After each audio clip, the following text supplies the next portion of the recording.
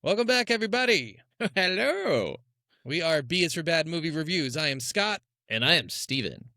And we are here to tell you about another awful, terrible, god-awful movie that you should absolutely watch. It's not that god-awful, actually. I like to start every episode from now on as, this movie is god-awful and you should absolutely watch it. That's fair. That's fair. You should watch it, though. I do agree. Yeah. This one you should watch. We do hope you enjoyed our last week's episode, whatever that was. I'm just not going to get into it. But Demon Win. Demon Win, that's right. Hell yeah, that movie was just atrocious, honestly. Yeah, it was. Not as bad as next week's, but Yes. we'll talk about that at the end of the episode. For this week, we are doing Hell Comes to Frogtown. Yes, Roddy Piper. Who's in Roddy Piper, and what's the girl? The girl's famous, isn't she? Isn't she a model, the blonde? She's been in other big things. Like, she was in, I think, Conan the Barbarian as the female lead. She was also in Red Sonja, which is another awesome B movie. Okay. She's in a couple other things. I can't think of her name off the top of my head, but yeah. Yeah, I mean, and the girl who played Scintilla, too, she's just a B-movie star, I think. I think so. She pretty girls. Yeah, well, of course they're gonna throw Roddy Piper with all these fucking hot girls who want to have sex with him. Why not? It's Sandal Bergman is the blonde, and oh my god, what is wrong with these people? CEC is her first name. Sek Varel. Okay, isn't that's fucking weird, right? I'm not crazy. CEC. Weird. CEC. That's her first name. Like Sek. Maybe? That's what I'm saying. Or maybe it's Keck. Probably or Sek. Ses. I don't know. That's weird. And then the first lady's name is Sandal. So, yeah, I mean, those are very, very peculiar, interesting names. Not gonna lie. Yeah, so those are your three kind of stars in this. There's a bunch of people in this movie, but none of them are that important.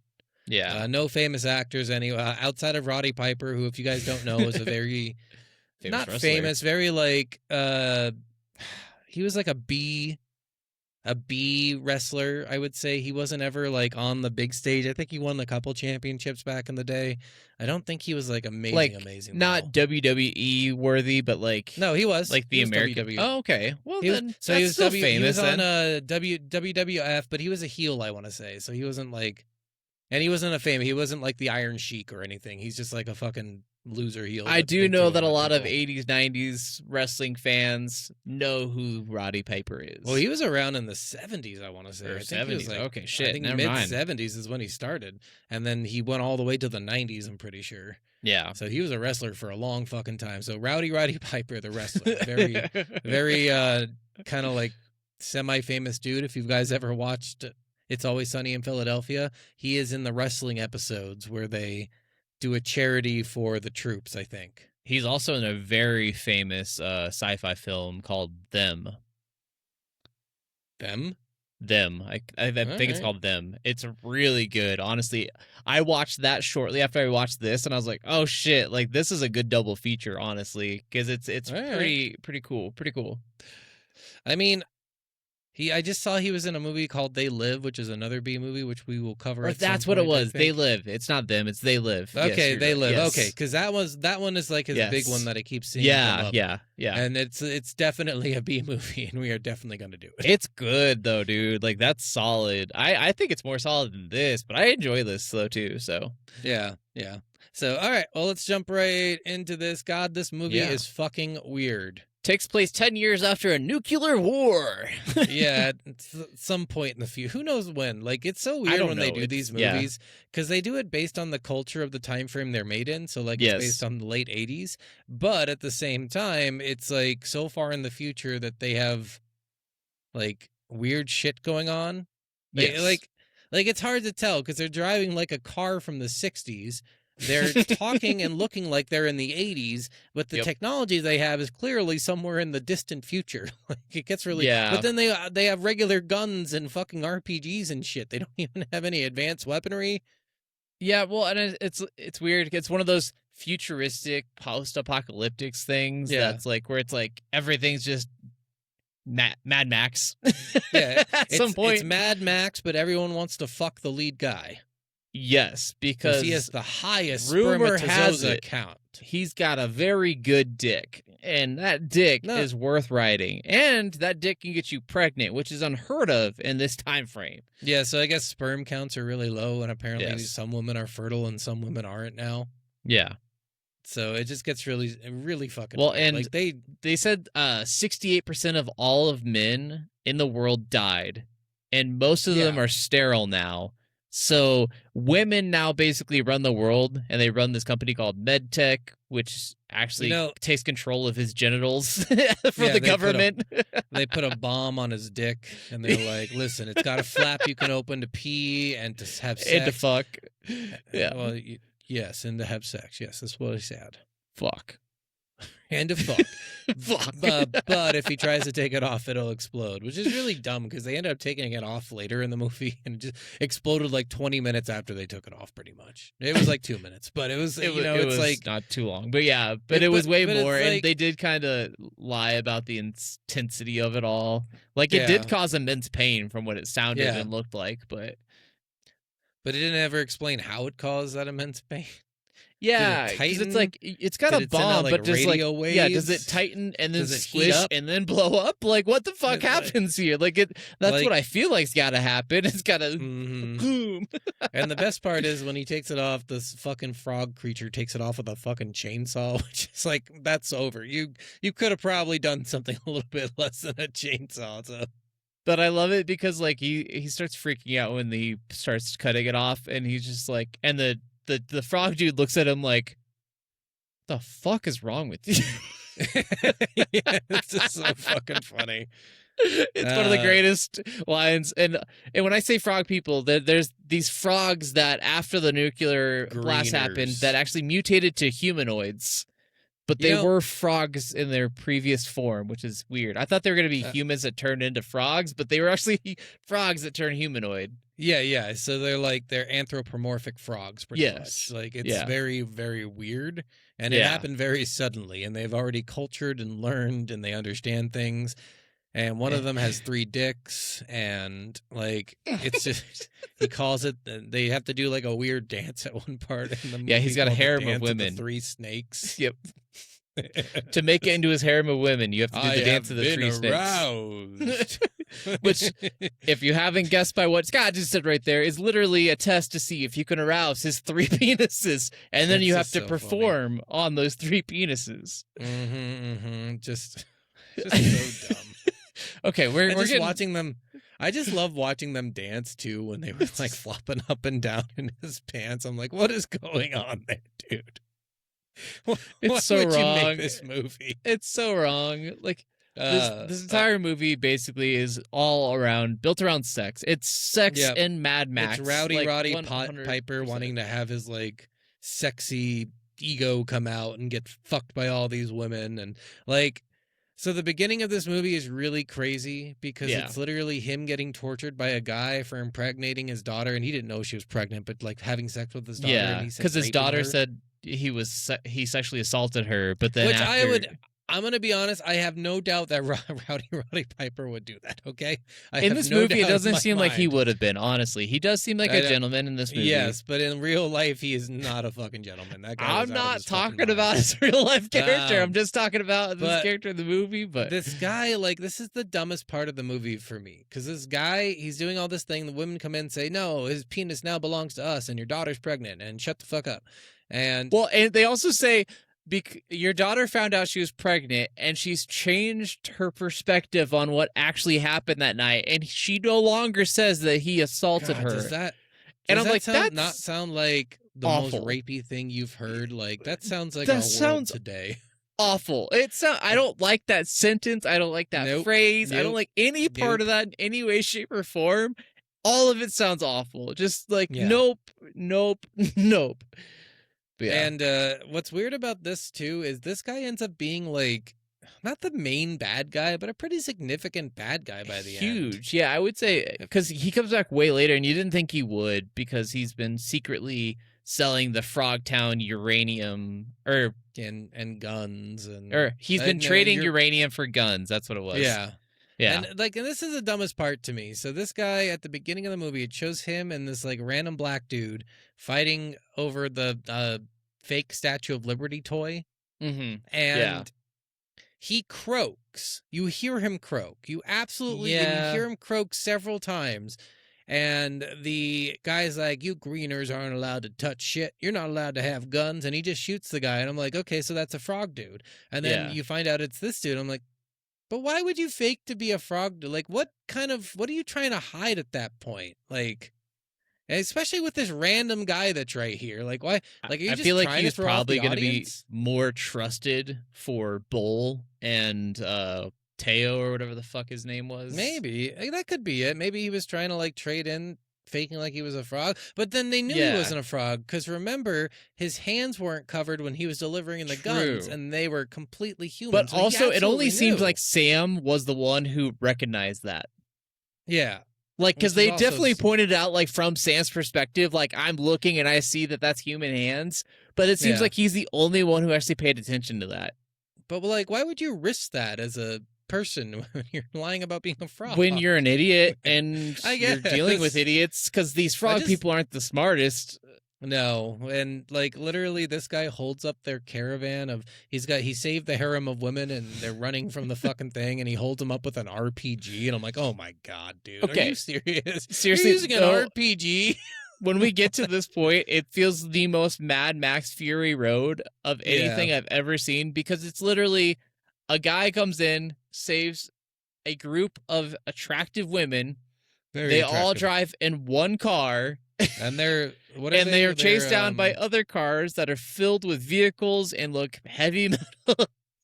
Yep. And I'm like, this is just Mad Max with more emphasis on sex and less emphasis on water. Like it's... what's the oh my god, what was it? At the end there, he holds up Toady and it's just like the most like so this is like the craziest part of this movie to me, okay? Yeah. This is insane.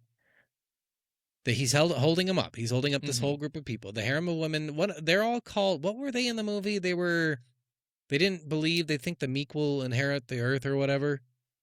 Oh. I can't remember what they're called, but they believe that the meek would inherit the earth so they'd never fight back against anything. And fucking Rowdy Roddy's got a fucking, oh, and by the way, his name is Sam Hell. Yes, which is why it's called Hell Comes to Frogtown. Hell Comes to Frogtown. Oh, wow. Great fucking, great. So Sam is getting held up and he's got a fucking samurai sword on his back, but not like a real samurai sword. It's one of the short ones they use for close combat. Yeah, I think it's called like, it's like, oh, I don't want to fuck this up. I think it's called like a Hakatawa or something like that. It sounds like that. Yeah. So he's got one of the short ones on his back. And he's like, one of the ladies tries to go grab it, and the guy's like, don't you dare. And I'm like, okay, at that point, you shoot one of them so they don't go to grab it, right? You don't just stand there and watch him. Because he's like monologuing through this whole thing. And then somehow he misses the sword, or they're gonna die. Yeah, he misses Rowdy saying that to the woman behind him. He's like, hey, and all he wanted to do was have her hand him the sword, which I'm like, why would you have her do something with it? Why is it you? And then she does this after saying, I'm a meek person. We're going to inherit the earth. No. And he's like, just hand me the fucking sword, bitch. And she hands him the sword and he throws it and gets it into his fucking stomach. Like right under the sternum, like pretty dead center. Like it's good shot. Through and through. Okay. I mean, I think you're dead. It goes down to the hilt too. It goes all the way through. Like it's there.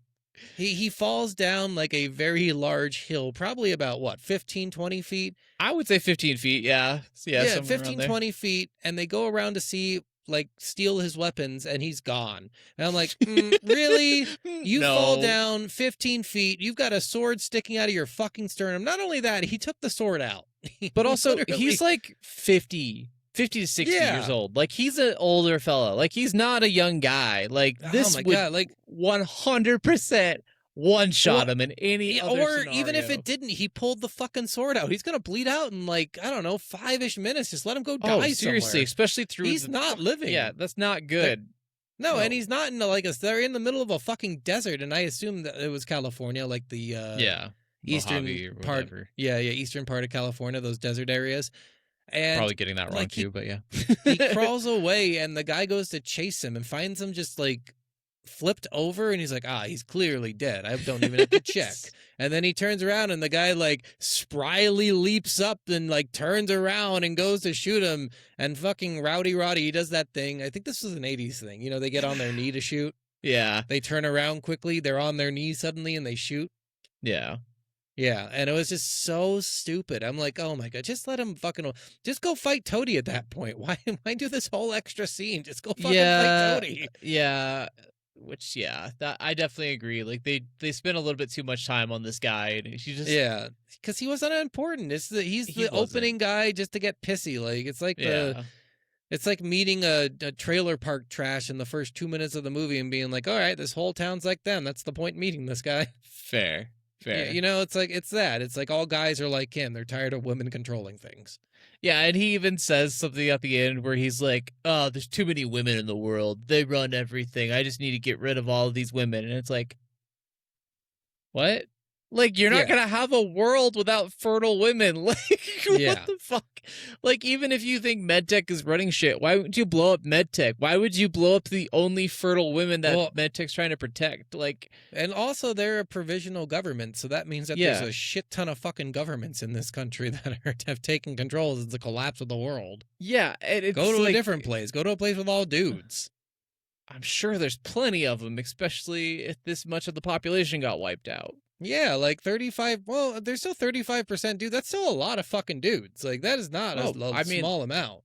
That's still, like you said, a lot of dude. But most of the women, I think a bigger majority of the women survive. So there's just a majority more women. And there already was a slight majority of women, but. Yeah, but also all the women are attractive somehow, too. None of them are fat. Well, actually, the first lady, the big black lady at the beginning, she was fat. I mean...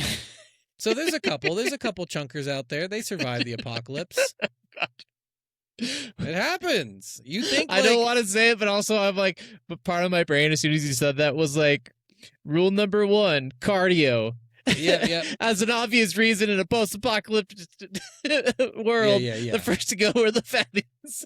Yep. Always the fatties. They're always first to go. And I'm like, God, this is so fucked up. And it's totally... But it's true. It's kind of true. You pick the people who don't need the most food. But maybe they'd survive the longest because they can eat themselves the longest, right? So, like, I mean, that's also their bodies have more fat. You're going to survive way longer than I'm going to survive not eating for a month. Yeah, but the fat won't give them a lot of energy. They need carbs. No, but that's fine. But anyway, so this movie's ridiculous in that part. This movie gets really weird in all parts. So earlier in the movie, they're leaving, and the girl Scintilla, like and this to me is strange. Like, they're trying to preserve this guy's sperm count, and apparently your sperm count goes down the more you have sex in their world, which is not at all true. Yeah, it's just like, well, they were like they made it seem like they. Oh, yeah, because the doc at one point says that she needs to keep him stimulated to promote. Yeah, so she potency. Comes out and like. So she does she's not. I'm gonna be honest. I didn't think she was that good looking. I thought actually she was probably the least attractive person in this whole movie. And maybe she was a little too skinny for my takes. Not just skinny. I think she's older. She looked older. She looked like she was in her late 30s. I don't know. I definitely like. In her slave outfit, especially when she took down her hair and took off her glasses, I definitely saw her as more attractive. Thing. God, that's so 80s. It's so 80s. It's so overdone. So 80s, take off your giant. She had these giant glasses, guys. They were huge. She did have glasses that made her look attractive, though. They definitely but they were giant. They were like fucking half the size of her fucking face. I'm like, exactly. Why would she need them that big? Like, I don't understand. Is that's all that's left in the apocalyptic world? I mean, that could be the case. I would understand that as a reasoning. Cockroaches, women, and these giant fucking glasses. That's all that survived. But, I mean, they do kind of hint at that they need to keep him stimulated, but he needs to only basically have sex when he's ready to impregnate. And they also made it seem like every single woman that he has had sex with, which is will get pregnant right a lot, they're all pregnant. So he's got super sperm. This guy has the highest sperm count they've ever seen, the highest sperm count in the world. He is the height of all men, and all women have heard about his sperm count, his penis size, and they all want to ride. I'm actually curious, how did they get a sperm count off of him? Did they suck it out of him? They must have. Like, because, like, It's like they went into the woman and said, "We got to investigate this guy's sperm from 3 weeks ago." And or you're they just pregnant. assume Let's find because out. literally every girl he's ever slept with has gotten pregnant. It could be. Well, no, because remember they got all signed. He's like, "Sir, you have the highest spermatozoa count." Well, I know, but like you could probably assume that based off of literally a 100% shooting record of I shoot, you're pregnant. True. Like that's fucking insanity. There's people true, that fuck for years and never get pregnant. Such a dumb presence. It's like literally he's in this camp and she's like, "I have to keep you aroused," and she's like the most unarousing person I've ever seen just walk around. Like, oh my God, she like. Yeah, it's like you've seen a porn star do it, and you're like, "Oh my God, you are not good at this." She dances like the worst softcore porn you've ever watched. That it's has like, the cheesiest scenario. Tammy and the T-Rex. It's that fucking last scene in Tammy and the T-Rex. It's like this one porno. Dancing. It's like this one porno where this girl's in a bathtub, and she calls for her stepson, and she's like, "I need help," and he's like, "I'm not a lifeguard. I can't help you." That's good. That's actually kind of fun. Like that's the kind of vibe you get with this movie sometimes. Yeah. So I will say Scintilla though, she was bomb. Fucking smoke show, dude. She is smoke show, and she's rocking that like sweet haircut that I like so much. She's got that short haircut. Like, she's got that military like badass like almost she's like got a pretty face. She's a little tan. Dude. I think she must be Greek or something. She was so attractive. She's extremely attractive. She's probably one of the most attractive in the game. She should have been the person in the movie. She should have been the secondary character that he falls for, because of course I would have liked that, especially because like she was infertile and like she even like tried to like surprise fuck Sam at the camp after the seduction again dance. let him and it's so funny, they try to surprise fuck and she's like, "How do you get this thing off?" He's like, "There's a flap." And then like you could see his face like, "Oh, I'm so unprepared for sex." I'm like, we literally just talked about how you've been to like a million places and been impregnated all these. What are you talking about? You're fucking unprepared for this. I'm so unprepared. This girl just got completely naked and wanted to start rubbing my dick immediately. I'm not ready for this, even though I'm the most fertile, attractive guy ever. They try to make him seem really cool, and then like the entire backstory of his character is, he's not super cool. Like, well, and it's kind of funny too because they bring in that they get that one first girl that's part of the group that gets away from the everybody. The escaped one, and they track her down, and she's covered in dirt, and they're like, "All right, go ahead, fuck her. We drugged her. Go ahead, fuck her." And he's like, "No, that's fucking awful and weird." Here's the thing about this girl too. It almost seems like she's born in the wilds because she's like out of her fucky. She can't talk. She's scared. And like, but then after they fuck in the morning, she's suddenly having fluent like English. She's apparently that's what good dick can do for you. Apparently, good dick can make you intelligent. Ask your doctor if you good dick would be good for you. All that sperm that went into her body, some of it was used to impregnate. The rest was used to jumpstart her brain. The rest was the protein she needed that she has not. Yeah, apparently. It was just such a dumb concept. I'm like, at that point, just keep her in the wilds, right? But also, why even fucking like make her part of that group? This was You're already honestly going to fucking Frogtown. This was one of the like more adorable, like trying to say like I'm a key womanizer, like I support women kind of roles, where like the military girl, she's like, the doctor wakes up and she's like, "Why is she all cleaned up? Did you clean her up?" "Nope, that was him. He cleaned her up. He's got a good dick and he's a gentleman." He's a gentleman. Well, and it's like right before, I love this fucking, like, this is just so stupid. The nurse lady the med tech leader of the group, she's like, "I've been trained in all of the arts of seduction. I will get you aroused." Yes. And it's like the most unarousing thing. Again, it's just like, sure, she takes off her clothes, but I'm like, okay, there's more to arousal than just seeing like a girl in a bra. You know? Exactly. It's not just taking they off make your it shirt, seem like just like blah. It's and more they make of it seem like art in a show. And well, they make it always in movies. They make it like, "Oh, she took off her shirt. That makes it so we're all hard," And it's like, well, that's not necessarily true. Mm-hmm.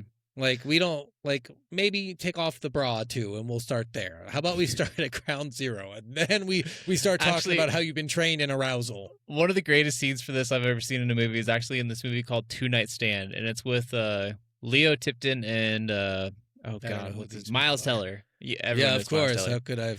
How could I forget Miles Teller? But in the movie, they try to have a one night stand, but then they get snowed in, have to spend several days together, and so they end up deciding for science, they're gonna just go ahead and be like, hey, you know what? Let's just open up to critiques and tell each other what we did wrong, so that way we can be better lovers in the future. And one of the things he Okay. tells her is like, you know, you took off your clothes like you were in like some sort of like race, or you wanted to get to the sex like immediately. But if you made it more of a show and like actually like took your time, like that would really get me going. And then later in the movie, they actually have sex again, and she does it, and it's one of those scenes where like, yeah, that was right. That's how you do it. That's how you do it. That's seduction. But like, to be fair, right, it's kind of sad that it's always on the women, because guys were just like, no, we're taking off our clothes as fast as we fucking can. Yeah. These are coming off now. But your bra's off, I'm naked. All right, let's go. Yep. So, and again, this part of the movie made no sense to me, because like you didn't really have to have this girl be part of the group. You're already going to fucking Frogtown. You already knew where the women were. Like you knew they were captured and in Frogtown. Yeah.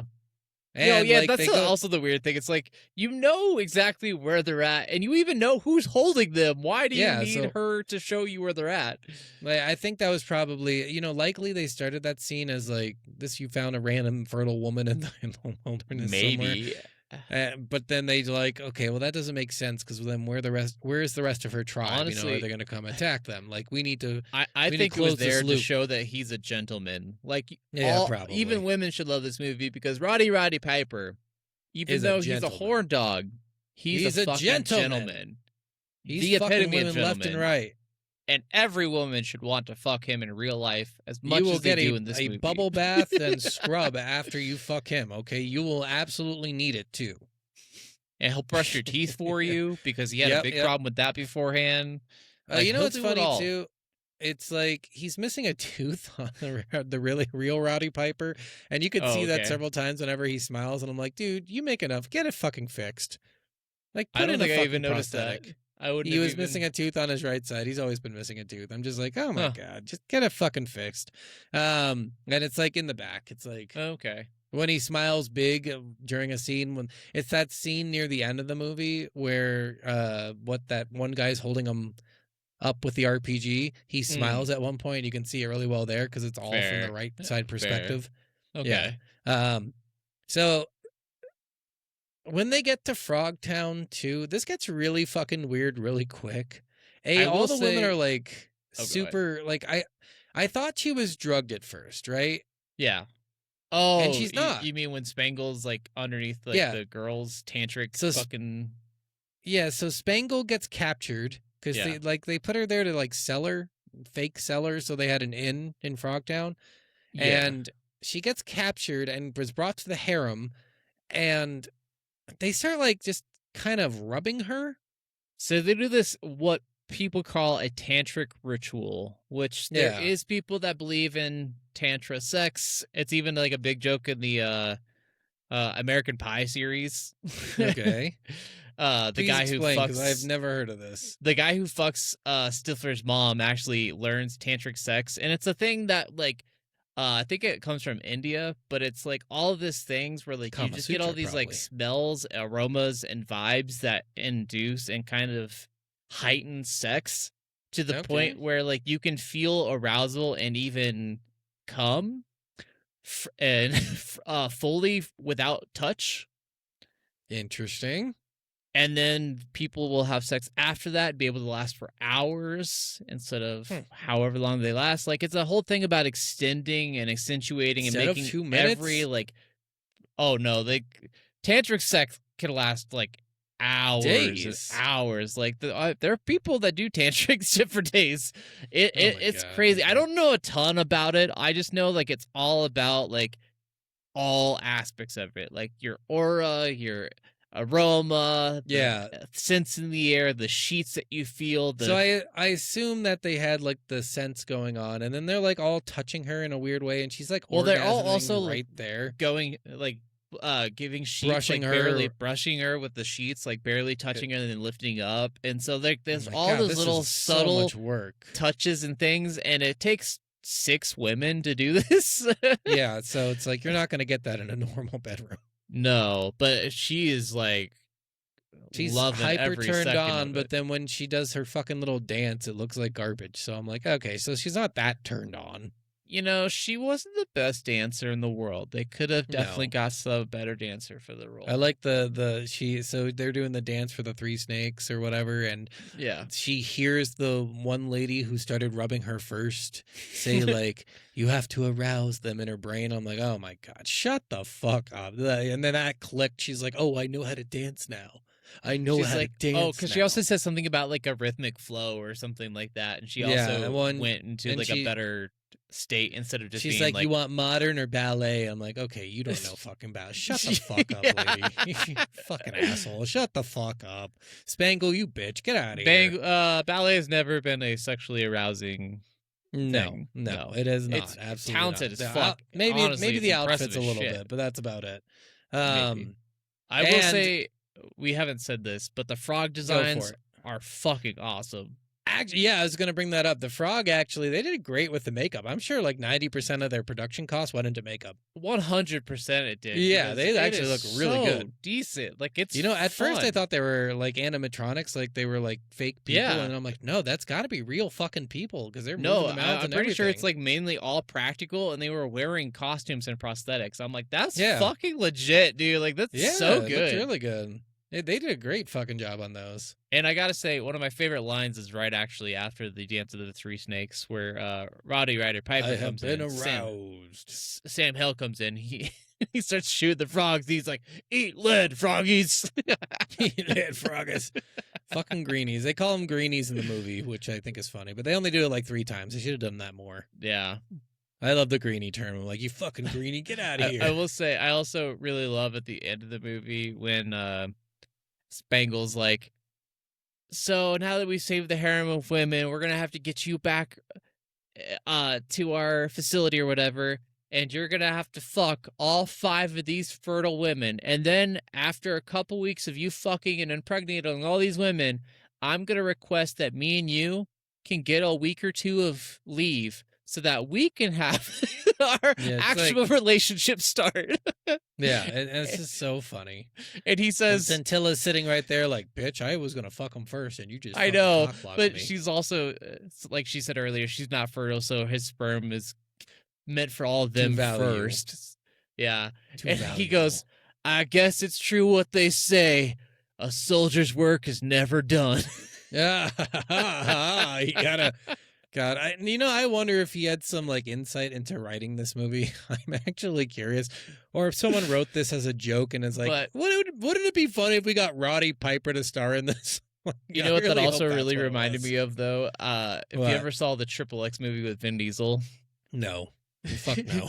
he becomes a government spy or whatever. And he was just like an X Games guy who was breaking the law all the time. Basically a Fast and the Furious guy that the government's like, hey, we need you to be a government spy and go to Russia and join this Anarchy 99 group. Well, he joins this group and he immediately gets like a Russian hooker in his bedroom. And this hooker's like doing this dance on his bed and is in lingerie. And he goes up and he's like, he takes off his jacket. He's like, the things I do for my country. Roddy Piper should have said that. That'd be funny. I know, but it just, that line was so same. It's the same. It's so good, so good. There's no real other part. There was a confusing part in this. I actually thought that first guy, is he the same guy at the gate? Yes. Yeah, okay, so yeah, we saw that guy too much in the movie. I think we see him in the first part and then in the end, and that's it. I really hate that they saw him at the gate again because like, apparently that's where the medtech people sent him, like relocated him. Yeah, they got him relocated. Yeah, because he was they relocated him on the border, but then went to that border point that they were leaving from, knowing he wants to kill this fucking asshole. Yeah, knowing it's only going to be them 3 against 3 border guards that fully follow him.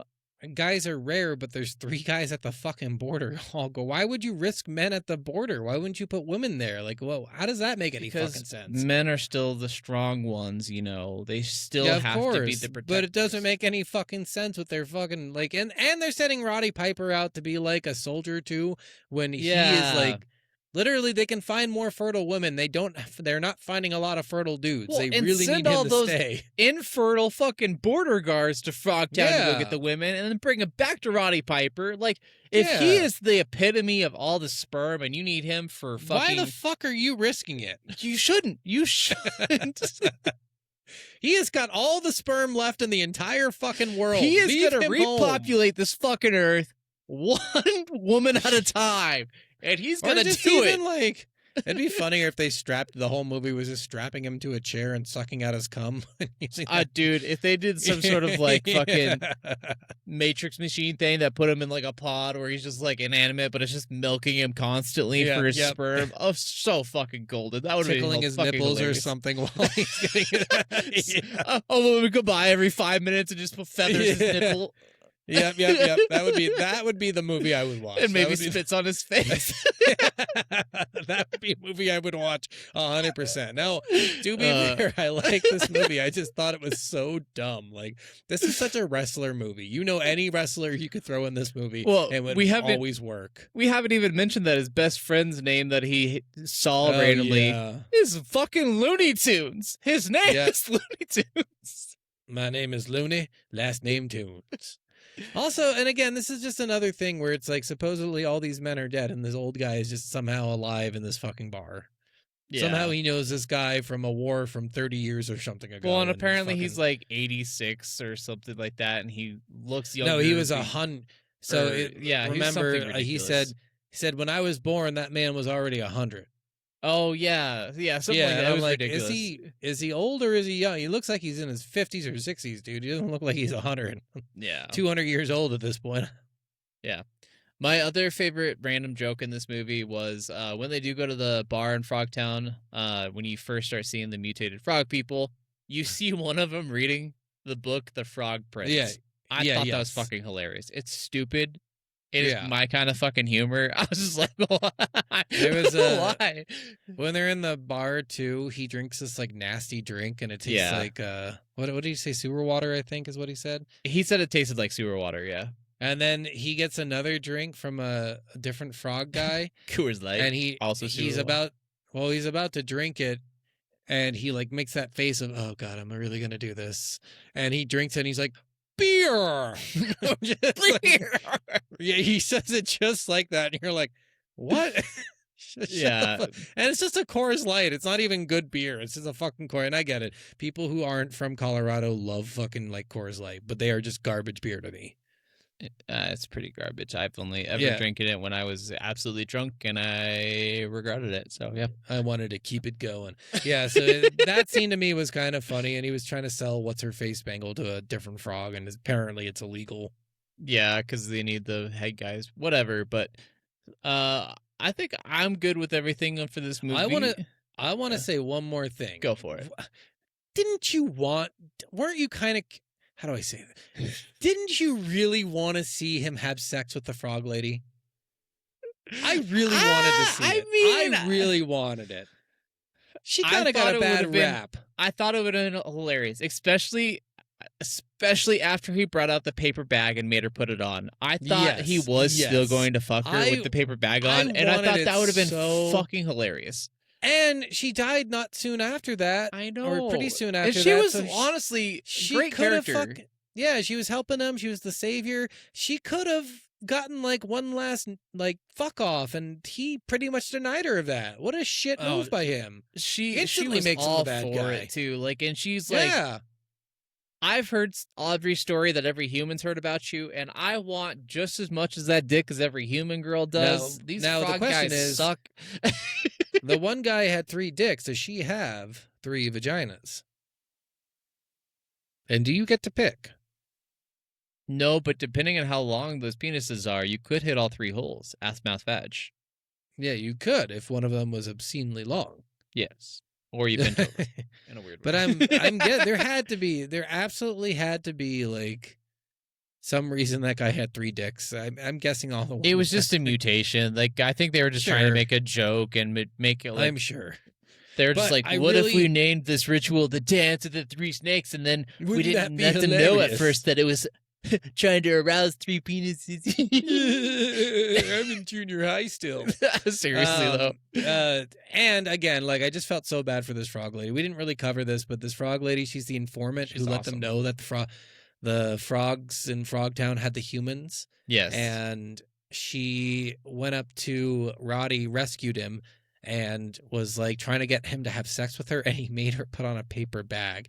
And then he goes, "It's just a kink of mine." And I'm like, "Oh, you fucking rude piece of shit." And then he goes to walk Fuck out her of the room. as is. Yeah. Fuck her as is, you asshole. In the words of Barney Stinson, turn her around. Yep. Turn her around. So yeah, that's the whole movie pretty much. There's really, it was sporadic, but the whole movie was kind of sporadic. So, you will get what this movie is by listening to this, and if it intrigues you at all, go watch it because it's decent enough. But what do you want to rate this? This one's hard because I do actually really like Roddy Piper. One of my favorite heels from the 80s. That was just so much fun watching him get his ass kicked all the time. What did we put our 3 at? Have we made a 3 yet? I have right now as a basic bitch, but it's just like a filler one for now. Okay, let's keep it at basic bitch. I'll keep this pretty average. Fair. Basic bitch. Not like anything special, but I wouldn't say go out and watch it right now. You have to. It's going to change your life. But I think you'd get a kick out of it if you did watch it. No, that's fair. And honestly, I'm kind of in the same boat. Like, I think this is definitely a basic bitch movie. Like, it's one that's enjoyable, but equally as bad. Like, it's one that you can agree is bad, but also you can sit through the entire thing. Like, it's not a hard watch by any means. I bet you anything this movie had a $2 million budget too. 1.5. Yep. So a huge fucking budget. Yeah, for the 80s. Because honestly, that's a shit ton of money in the 80s. 88, it was 1.5 million. I already looked this up. So, God, that's crazy. And they still fucked it that much. Yeah. Well, we're gonna see in our next video what the most extreme 10, small budget actually does. Yes, $10,000. $10,000 is what I saw. Yeah, all personally financed. All right. Well, that was that. Basic bitches all around. Next week we are watching Birdemic. What was the second part? Shock and Terror. Shock and Terror. That's right. They promise both shock and terror. And terror. This is a terrible fucking movie. All right. Well, we'll catch you guys. We'll catch you guys on the next one. Bye. Bye.